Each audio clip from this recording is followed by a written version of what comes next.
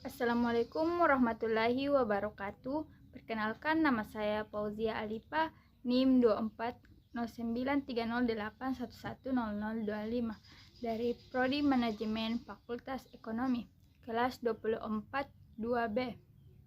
Video ini dalam rangka untuk memenuhi tugas mata kuliah Etika Bisnis dari dosen pengampu Pak Hadi SEMM.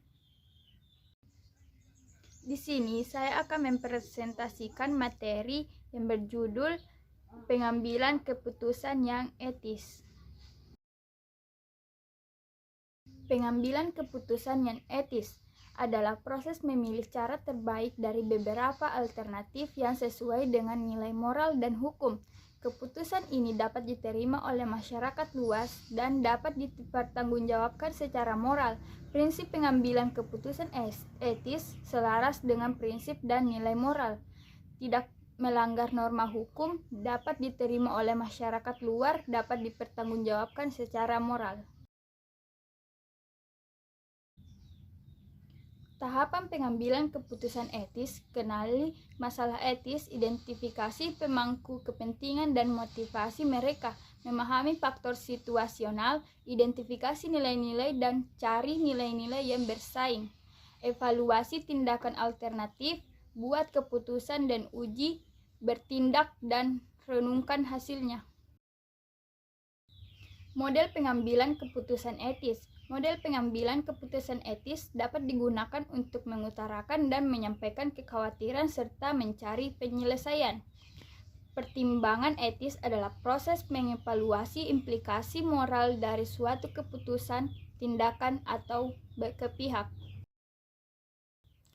Pengambilan keputusan dalam bidang produksi adalah proses memilih alternatif atau menggunakan peralatan analisis untuk menentukan keputusan.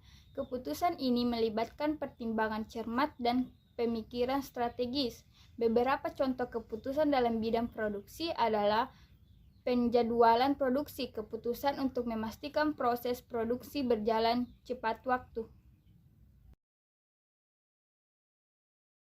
Langkah-langkah pengambilan keputusan dalam manajemen produksi adalah mengidentifikasi keputusan yang akan diambil, mengumpulkan informasi, mengevaluasi pilihan, membuat keputusan, meninjau keputusan. Manajemen produksi adalah upaya perusahaan untuk menerapkan konsep manajemen pada proses produksinya. Tujuannya adalah untuk mencapai hal yang optimal dalam proses produksi yang berkaitan dengan kuantitas, kualitas, waktu, dan biaya.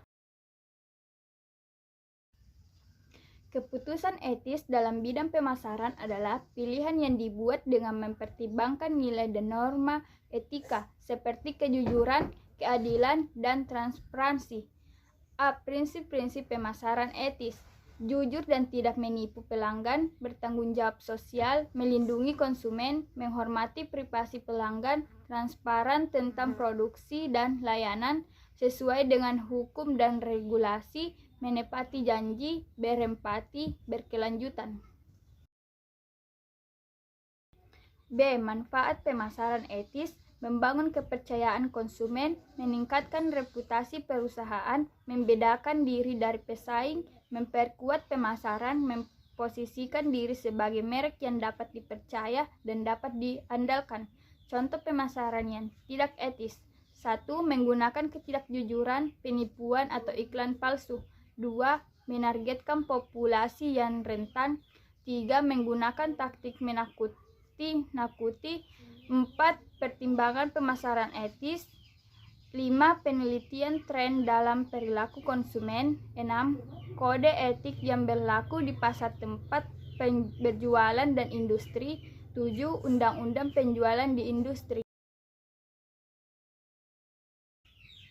Keputusan etis dalam bidang keuangan perusahaan adalah keputusan yang didasarkan pada nilai-nilai normal dan etika bisnis. Keputusan ini tidak hanya didorong oleh tujuan memaksimalkan keuntungan. Prinsip-prinsip etika keuangan: bertindak jujur dan berintegritas, tidak melibatkan konflik kepentingan, memberikan informasi yang lengkap, akurat, dan tepat waktu, bertanggung jawab dan berhati-hati, menghormati kerahasiaan informasi, mempromosikan perilaku etis di perusahaan, mematuhi peraturan pemerintah dan badan pengatur publik dan swasta.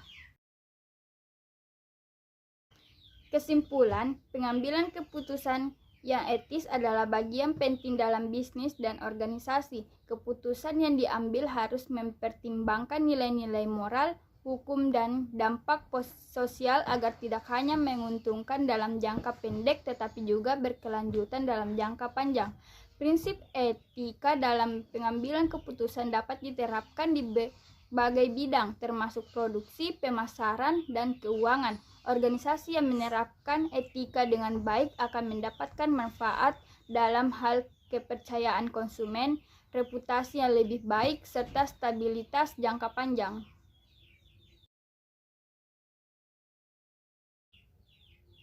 Sekian, itulah yang dapat saya sampaikan. Lebih dan kurangnya mohon dimaafkan. Wassalamualaikum warahmatullahi wabarakatuh.